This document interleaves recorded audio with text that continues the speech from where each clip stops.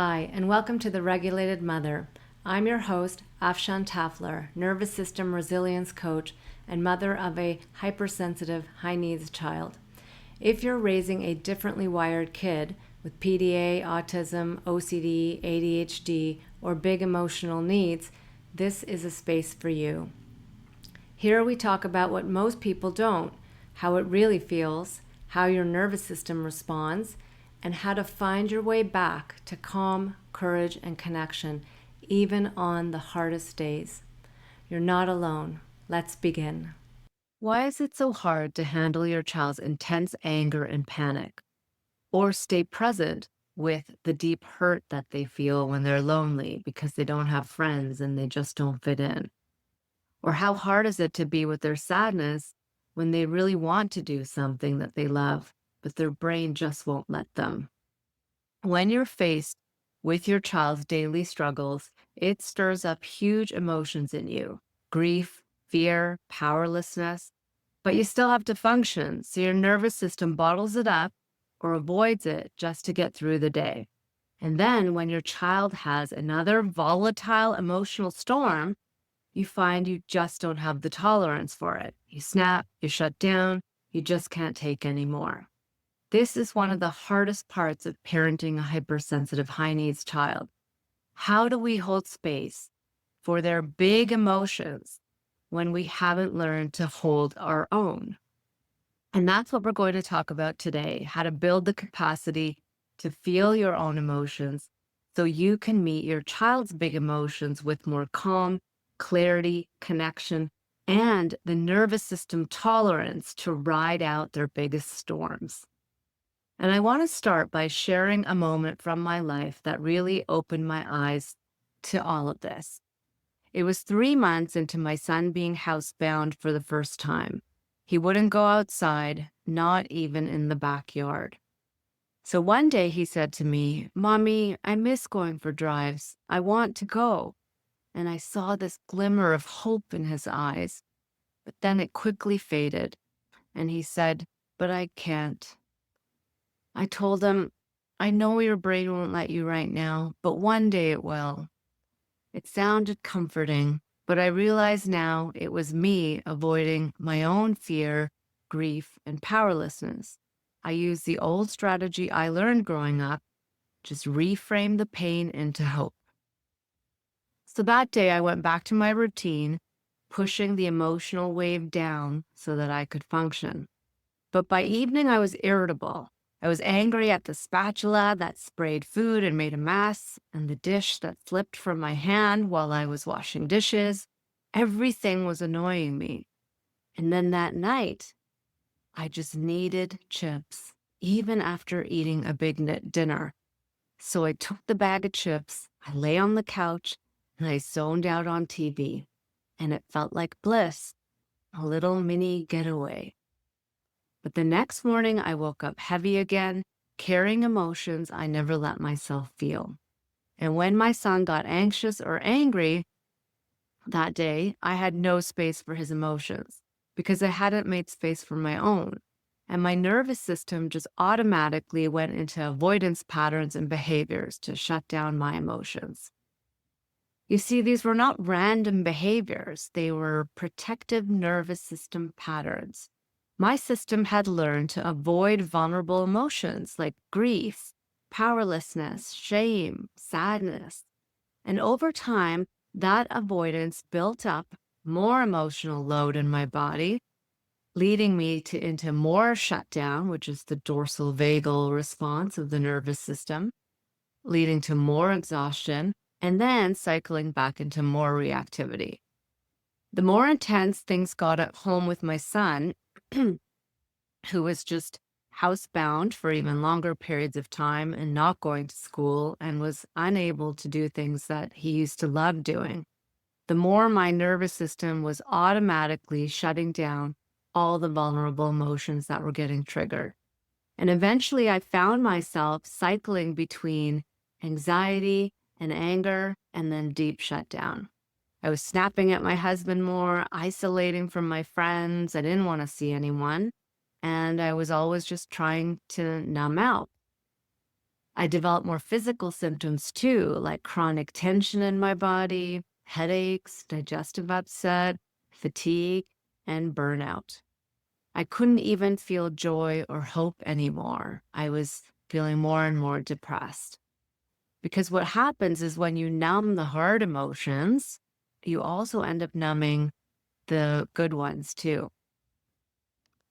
And so this is the big challenge, is that if you want to heal your nervous system and be a more regulated parent, then you need to feel. And because if you don't feel, then you don't heal. So avoiding emotions actually keeps your nervous system stuck. And we don't want a stuck nervous system that's cycling between sympathetic fight or flight and then dorsal freeze or shutdown.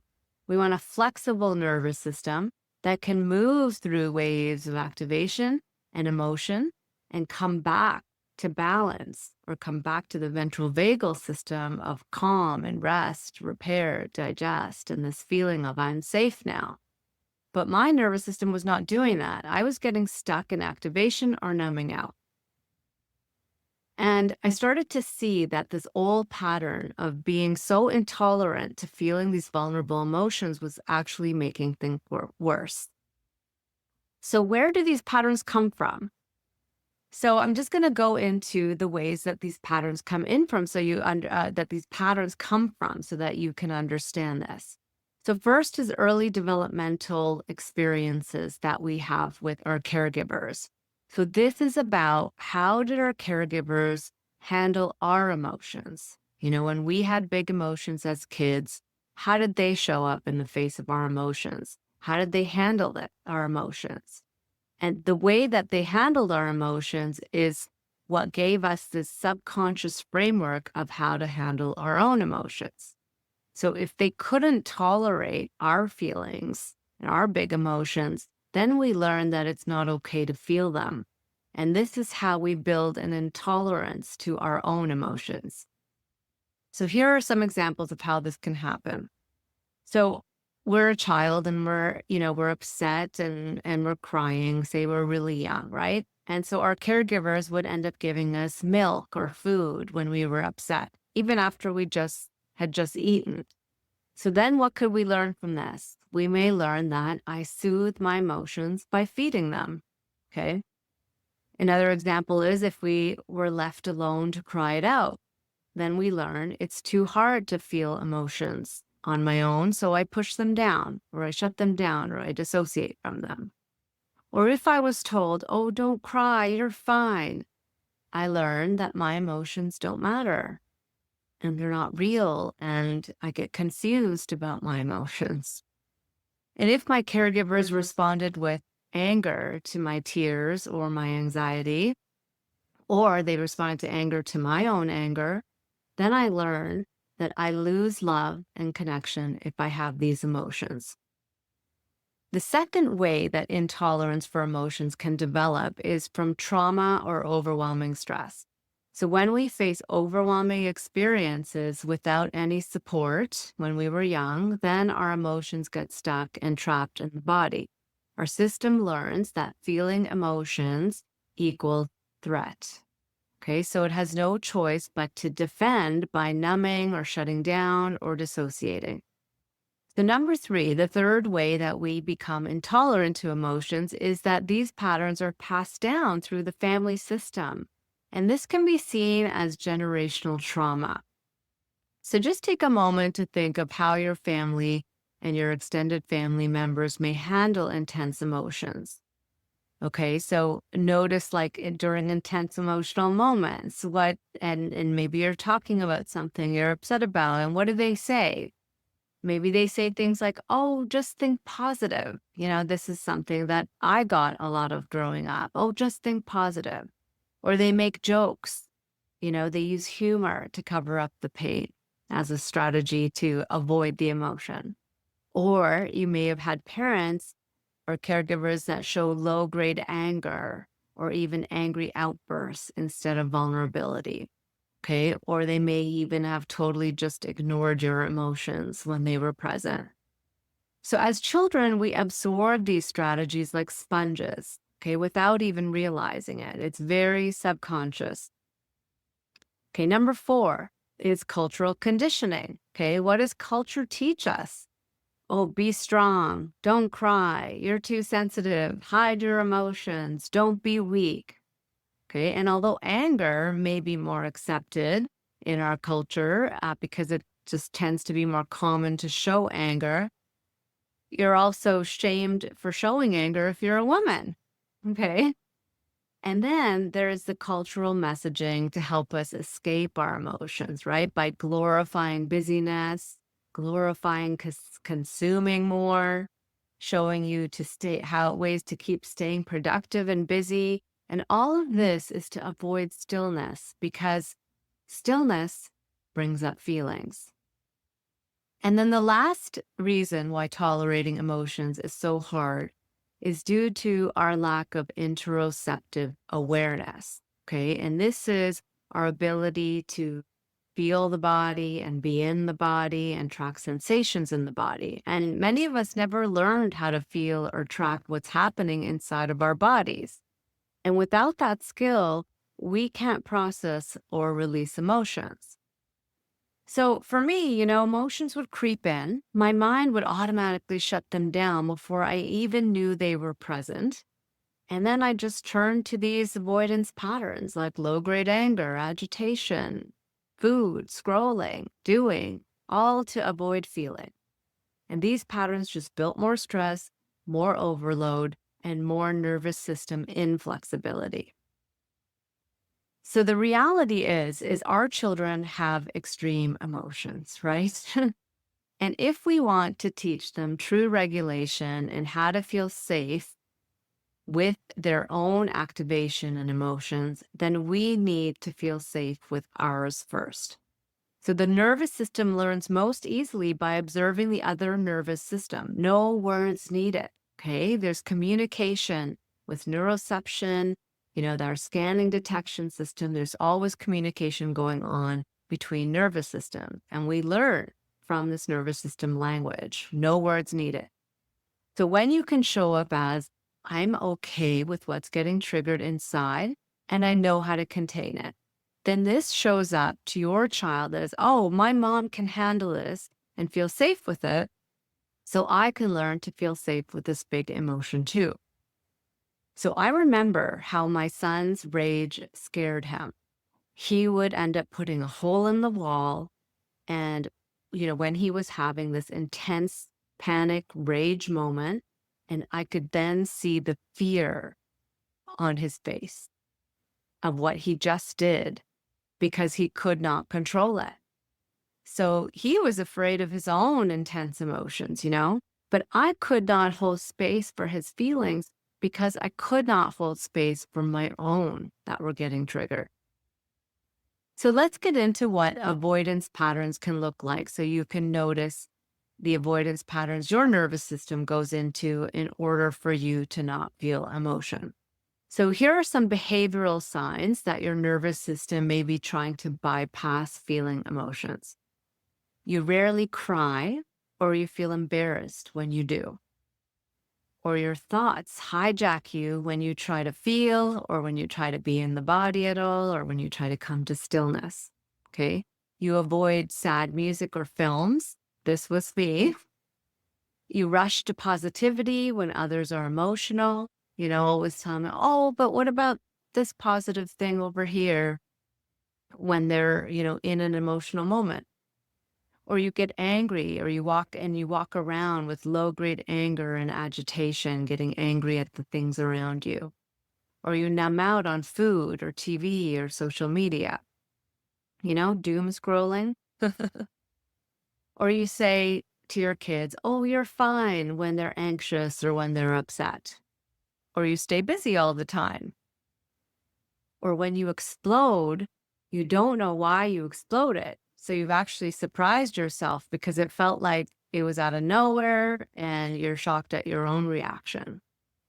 Or you overthink and analyze everything. So this is intellectualizing everything. You stay in your head a lot. Or you live with chronic anxiety or depression or body symptoms. Okay, so We also have body-based signs that come up that can show that we're bracing against feeling emotions. And this can be a chronic tight neck or shoulders. This can, the chronic tight neck and shoulders can be seen as trying to cut your head off from feeling your body, right? Separating your mind from your body so you don't feel your body. Sometimes you can have chest tightness when there's fear or grief, so you may not feel the emotion, but you may feel the chest tightness. Or you can have jaw clenching or jaw tension, jaw issues like TMJ because you're holding back a lot of anger. You can also have gut tension or stomach issues or lower back tension and pain. And then a bracing feeling in your body, in general, your body is just bracing, trying to hold back the emotional flood. So if you go into any of these patterns, there's no shame in this. Your nervous system is doing what it's designed to do to protect you. And the brain is also designed to defend against emotions too. This is a natural part of our designs. Okay, so why does the brain defend against emotions? I always wonder that, like why don't we have a brain designed to help us with emotions? Why is it, there to defend against emotions? And it's because emotional pain lights up the same brain regions as physical pain. So we feel emotions as real pain. And that's why if you do have physical pain, by the way, it can be exacerbated by emotions. Okay, and these defenses, they exist in our brain to protect us from when we have really overwhelming experiences. And the defenses are there to help us to numb down the emotions so that we can get through that wounding situation. So that makes sense, right? So an example is if you're a kid at school and you get bullied, right? Or if you've had an abusive trauma situation as a young child and there was no one there to help you through it, or no one there to help you process what happened at the time, then, during that school day or during that abusive situation, you had to lock it down. And this makes sense. We don't want to feel all that pain while we're going through it. So the brain is smart. It locks it down. But then the defenses are only meant to be temporary. And once we're actually in a safe environment with safe caregivers, the defenses are meant to come down and the emotions are meant to be processed and released from the body. And then we come back to feeling safe. But what if we grew up in a wounding environment? What if we never felt safe enough to let the defenses down because we didn't have a safe caregiver who we could, let our defenses down to, who accepted our emotions? Then what happens? Then emotions can just feel dangerous all the time, right? Or at least until you heal that pattern. So the other thing is that I want to mention is about the hypersensitive brain and nervous system. So some of us, and this is our kids, okay, we're born with highly sensitive systems and they have a highly sensitive brain and a nervous system from the get-go. And this might be us too as parents, okay? Whether you're neurodivergent or just, identify as highly sensitive. So in this case, all sensations and emotions, which show up as sensations and sensory stimuli in the body, they just become too much for the brain. The brain can't process that so much. So when you're hypersensitive or highly sensitive, you just feel a lot more, right? So it becomes too much for the brain, and the brain will go into defense mode automatically to try to shut them down, or it will go into offloading mode to try to get that load out of the body, right? And this makes sense for a hypersensitive brain. The other thing I also want to acknowledge here is that if you're living with a child right now who is really struggling and activating many times a day, and you don't have the time and space or permission to let the guard down and feel all the feels, then you may need your avoidance patterns right now. And that's okay. Okay. Because some of us are, when I went through this really, really intense period with my son where it was constant activations every day for months on end, it was really hard for me to be with and process my emotions. So just understand that if you're living in a very intense situation right now, you might need your avoidance patterns, but even just beginning to notice these patterns that protect you from feeling can be healing. Okay. Because as you notice them, you can be with them, become the awareness of them, and you can thank those patterns for protecting you. And that alone can create more safety in your nervous system. Okay. So even if you're in an intense environment, you can still bring safety to your nervous system in that way, in terms of feeling emotions. Okay, so for those of you whose environments may not be so intensely volatile on a daily basis, perhaps you can go inside and ask, are these patterns still needed? Okay, are they still helping or are they hurting you now and mounting more emotional load and leaving you more reactive? Okay, because moving towards greater emotional capacity is the difference between reacting versus responding. Okay. Without emotional capacity, the triggers will rule you. But with emotional capacity, you stay present, you connect more deeply, you can begin healing your trauma, and you can show up regulated for your child. So let's start to go into reclaiming emotion. Okay. So first, I just want to tell you that for years, the only place I could cry was my car. Okay. This just was a period of a few years. The only place I could cry. I would purposely put on a sad song to help get the tears coming and then, get them flowing. Okay. And then it would give me sort of a space where I could cry. And then the crying would have to end because I would be, have to get out of the car. And now what I find is I can be with my emotions more freely. So it's more easy for me to cry, when I'm doing sessions with myself or even crying in nature. That's really nature is so supportive for me because nature is flow and that flow really supports my healing.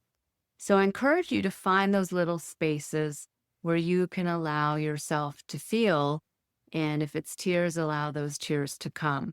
Okay, start small. That's all it takes. You could even start by just watching a show.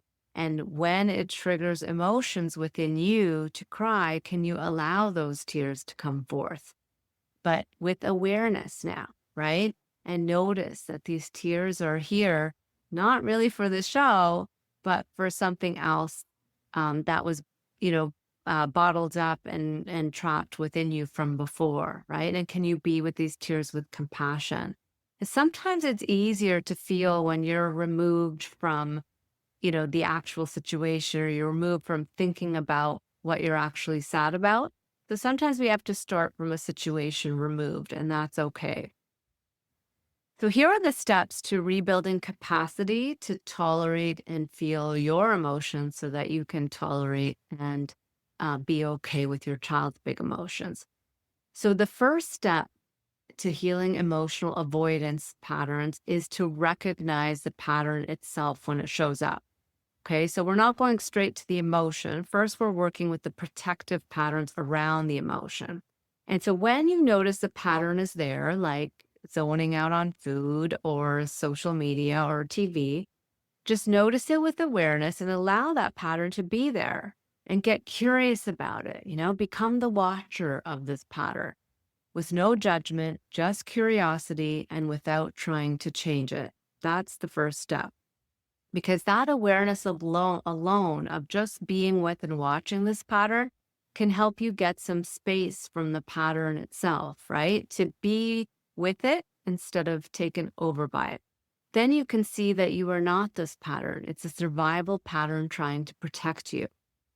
Then you can ask, as you start to observe this pattern and you feel the urge of this pattern and what it's trying to do, you can ask inside to that pattern, what are you trying to protect me from feeling? Okay. And then the answer you will get is the emotion that it's trying to avoid. And this will help you to gain insight without having to change anything for now. Okay, so that's the first practice you can do. And if you live in a really volatile, intense environment right now, maybe you just stop there with that practice. Okay. But also, when the emotion is present and you have access to the emotion, the next step is to notice where you feel this emotion in the body, right? So we want to start being comfortable with being in the body with the emotion. So can you notice the sensations of this emotion and then see if you could tolerate being with it for a few moments? The key here is to slow down and give yourself time and space to become present with this emotion, even if just for a few seconds or minutes. But the other key here is to make sure that you do not force yourself to stay with a painful, intense emotion if it feels like too much, because you don't want to end up dissociating. Okay, that's counter to healing. So allow yourself to touch into the emotion, to feel it, and then allow yourself to take breaks from it and come out of it, come out of that feeling and orient to the present moment, to the space around you by noticing something that brings you comfort. Okay, so you can orient your head and neck around the room slowly. You can name 5 to 10 things, or just let your eyes land on something that brings you comfort and allow yourself to feel that in your body instead. Okay, so this is the safe way to teach your body and brain that you can tolerate intense emotions, but not by pushing through it and staying with it and having this big cathartic experience, but by touching into it and then coming out of it and then touching into something more neutral and comforting.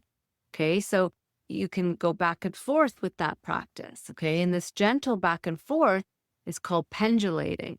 And it teaches the body that feeling big emotions can be safe and that it builds capacity for the body to tolerate these intense emotions. Okay, so number 3, if you can tolerate being with the big emotions, then you can also bring an experience of safety and care to that emotion. Okay, so here's the understanding, or the thing to take in here, is most of our emotions are trapped and incomplete emotions from past traumas. Okay, so can you bring a new experience of safety and care to this emotion that never got this when you were young? You know, perhaps like you can bring a gentle, soothing caress to your face or to your arms, or a soft hand on the heart, or a little whisper inside to this emotion. I see you. I hear you. I'm here for you.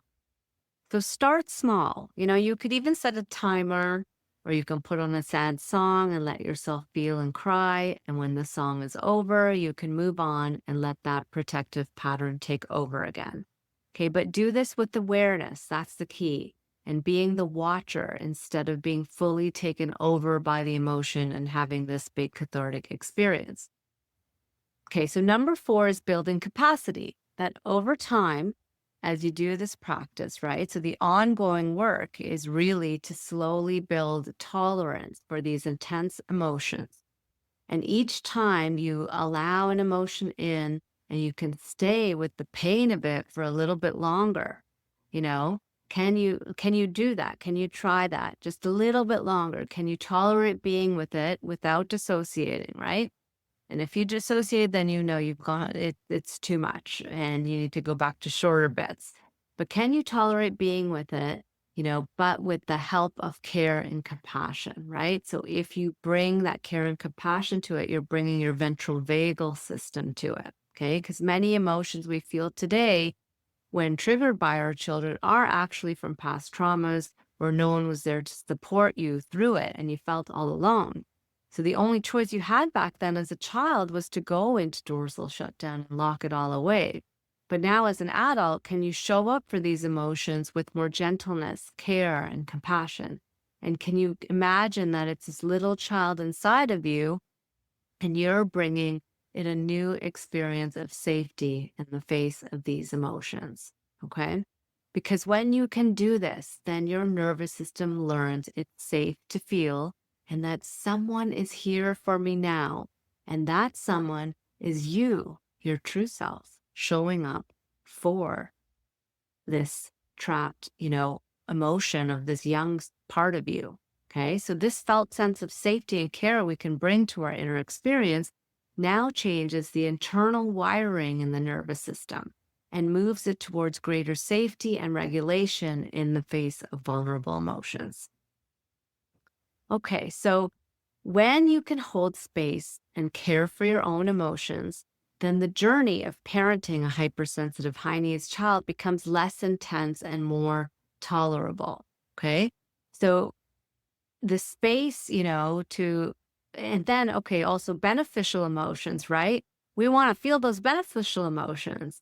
And what happens is that those beneficial emotions like happiness and joy, right? For all the little moments of true connection we have with our child, those can begin to emerge again too. Because when you can feel all of the non-beneficial emotions, the more vulnerable ones, then you begin to also be able to feel the more beneficial ones as well.